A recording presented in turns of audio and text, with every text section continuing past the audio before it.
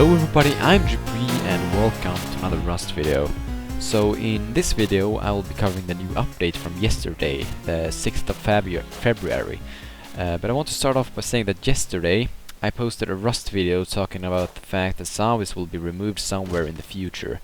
Now the weird thing is that the same day, right after I uploaded the video, they updated Rust. This update, along with other things, weirdly enough removed zombies.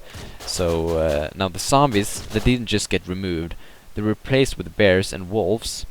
Not just any bears and wolves, however. They're red.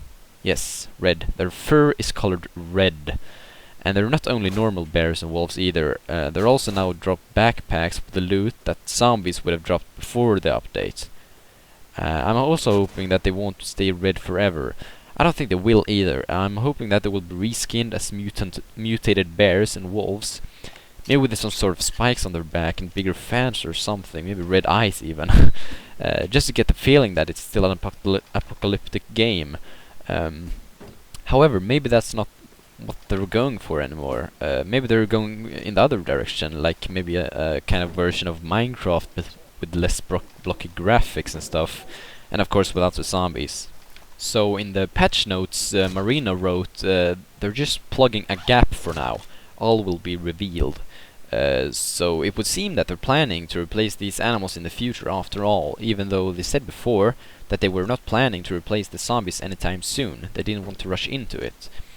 So the next big thing on the patch notes worth mentioning is the improvement of wildlife.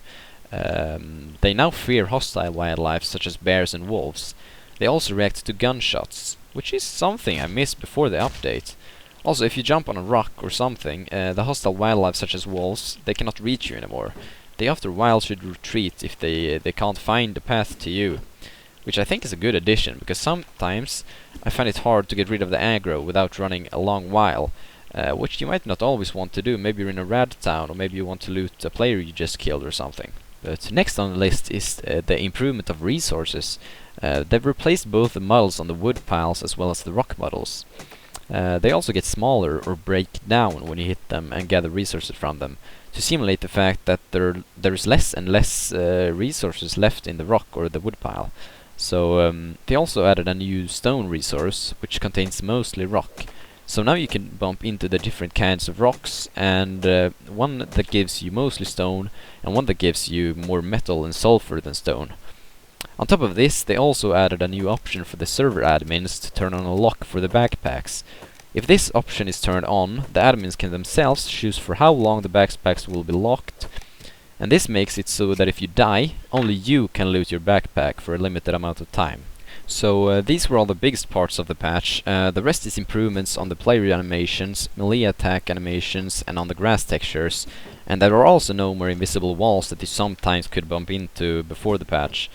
Other than that, there were of course bug fixes, but I think that's all I had to say about that.